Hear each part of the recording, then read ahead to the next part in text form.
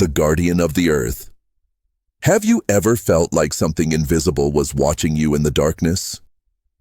Jake Morrison, a 19-year-old biology student, always believed that science had all the answers. A skeptic by nature, he never bought into spiritual stories or ancient legends. But everything changed when his grandmother insisted he attend an ancestral ceremony in the Rocky Mountains. What seemed like just a family tradition soon became the start of a nightmare. In the sacred circle, an old shaman handed him a necklace of feathers and turquoise crystal. The moment he held it, Jake felt an electric current surge through his body, connecting him to the earth. He laughed off the elder's warning, "The land has memory, and it does not forgive." But that very night, nightmares dragged him into a reality that science could not explain. Fire consumed the circle, ancestral voices echoed in the mountains, and a black shadow with red eyes called his name. The necklace pulsed in his hands, and then the secret came to light. His great-grandmother had stolen a sacred artifact. This act had broken an ancient pact. Now the family's debt fell upon him. Could you carry the weight of a mistake that wasn't your own? Jake faces an impossible choice. Ignore the call and watch his family be consumed by the same dark force, or face a 7-day ritual that will demand sacrifice, repentance, and the courage to confront the wounds of the past. This is not just a story about ghosts or curses. It is a reminder that yesterday's mistakes echo in the present and shape the future. A journey that will show that true power lies not in what you control, but in what you honor. The land is watching. It remembers everything. The guardian of the earth. Jake Morrison had always considered himself a skeptic. At 19, a biology student at the University of Montana, he saw science as the only true explanation for the world's phenomena. When his paternal grandmother, a descendant of the Blackfeet Native American tribe, suggested the family attend the annual harvest ceremony on their ancestral reservation, he agreed only to please his elderly relatives. The event was to take place in the sacred circle of the Rocky Mountains, a place where his ancestors had celebrated rituals for generations. Jake arrived with his older brother, Marcus, and their parents, expecting a simple, cultural celebration. What he didn't know was that fate was calling him. During the first few days, Jake noticed strange things. The wildlife kept an unusual distance from the ceremony site. The wind constantly changed direction, even on seemingly calm days. And there were those discreet glances from some elders, as if they were studying his every move. On the third night, while exploring alone, Jake came across an old shaman sitting near a solitary fire. The man, named Joseph Crow Feather, had eyes that seemed to carry centuries of wisdom. His face was marked with ritual scars, and around his neck hung a necklace of eagle feathers with a blue turquoise crystal. "You have the gift, young man," Joseph said without Jake making a sound. "But you do not know how to use it." Jake laughed, amused by the statement. "Gift? I'm just a science student." "Science explains the how, but not the why," replied the shaman. "Feel this?"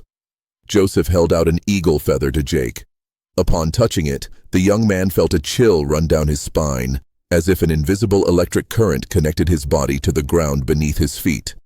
"Take it," said the shaman, "but use it wisely. The land has memory, and it does not forgive ignorance." Jake accepted the necklace more out of curiosity than belief. That night, he placed it on the nightstand and went to sleep. The nightmare began the moment he closed his eyes. He was back in the sacred circle, but everything was wrong. The trees were on fire, the sky reddened by smoke. An ancestral voice echoed through the mountains, calling his name. A black shadow, dense as pitch, materialized before him. Its eyes glowed with a dull red light, and when it spoke, the wind howled in response. "You have disturbed the balance," the entity whispered. "Now you must pay the price." Jake woke up gasping, the necklace warm in his hands. The room was icy, despite the summer heat outside. In the following days, inexplicable events began to occur. His father's car suffered a strange short circuit while parked. His mother began having recurring visions of an indigenous woman crying in an old hut. Marcus, who had always been closed off about the family's past, began to reveal fragments of stories no one else knew. Our great-grandmother, Marcus said one night, was a healer, but she did something terrible during the Great Depression, something we never talked about. The revelation came with ancient documents Marcus had found in their grandparents' attic. Their great-grandmother, Sarah Morrison, had stolen a ceremonial necklace from a neighboring tribe during a territorial conflict. The piece was sacred, used to maintain the spiritual balance between the two tribes' lands. When Sarah hid it, the spiritual connection was broken and the land began to hurt. "That's why the problems," Jake murmured, remembering the shaman. He knew. That night, Jake tried to return the necklace to where he had received it, but when he opened the drawer, the object had disappeared. Instead, he found a message written on an old piece of paper, in handwriting that seemed ancient. "Return to the circle. The time has come." As he walked alone on the night trail to the sacred circle, Jake felt the presence of the black shadow always nearby. The tree branches seemed like outstretched arms, and the wind carried whispers in languages he had never learned but somehow understood. Joseph Crow Feather was waiting for him in the center of the circle, sitting in a meditative position. When Jake approached, the shaman opened his eyes. "You returned," he said, not as a surprise, but as if he had been waiting a long time. "What is happening?" asked Jake, his voice trembling. "Your great-grandmother broke an ancient pact. The land has held this debt for generations. Now payment is demanded." "But I didn't do anything." "You accepted the necklace without understanding its weight. By touching it, you activated the ancestral debt. The land does not distinguish between generations. Blood is the link." The black shadow emerged from the shadows of the circle, denser and more threatening. Jake felt his heart race, but this time, something within him responded. The necklace reappeared around his neck, pulsing with an energy he finally recognized as real. "There is a way," Joseph continued, "but it requires sacrifice and true understanding." The shaman explained the restoration ritual.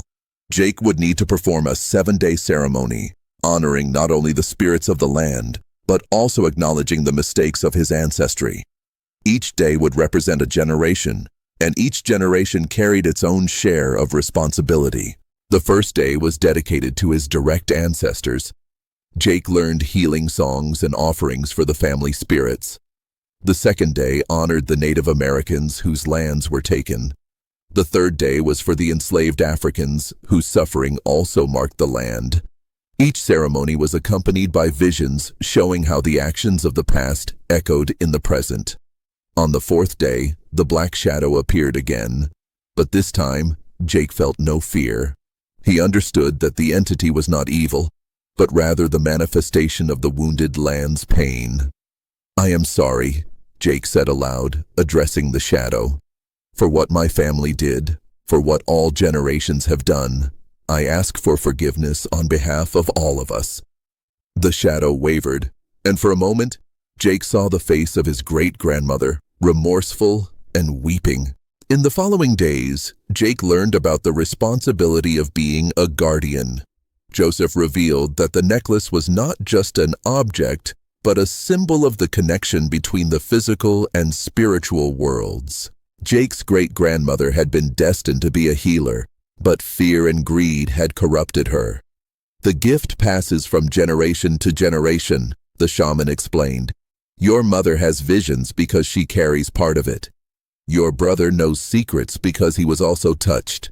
And you, Jake, were chosen to restore the balance." On the 7th and final day, the restoration ceremony was held under the light of the full moon. Jake danced the sacred circle, sang the ancestral songs, and offered prayers in languages he had never learned but somehow knew. The black shadow dissipated, turning into a golden light that merged with the earth. Joseph gave Jake a new necklace, this time complete with all the feathers and crystals that were part of the original stolen set. But he also gave him a mission. "You are not just your family's guardian," said the shaman. "You are a guardian of this land. Others will come, as your great-grandmother came. Your task is to teach, protect, and maintain the balance." Upon returning home, Jake realized his family had changed. His mother no longer had the disturbing visions. His father spoke with respect about the land and its stories. Marcus began to study anthropology, especially Native American traditions.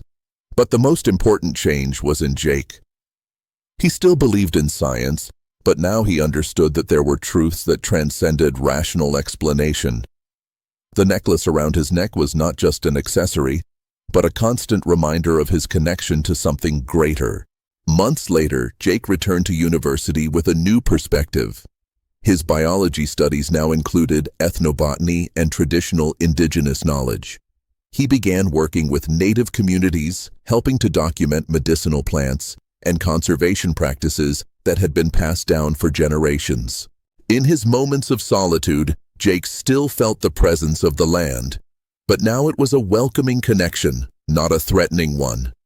And when the wind blew through the mountains, he swore he could hear the voices of his ancestors, thanking him for restoring the balance. The black shadow never appeared again, but Jake knew it still existed, ready to remind everyone that the land has memory and that every action has consequences that echo through time. And so, Jake Morrison became the new guardian of the earth, carrying the responsibility of honoring the past while protecting the future, finally understanding that true wisdom comes not only from the mind, but also from the heart connected to the ancestral land. The following spring, when the first flowers bloomed in the sacred circle, Jake realized he had learned the most important lesson. Respect for the sacred is not superstition, but recognition of the interconnection of all living things. And this wisdom, he vowed, would be passed on, so that no other generation would have to pay the price of forgetting.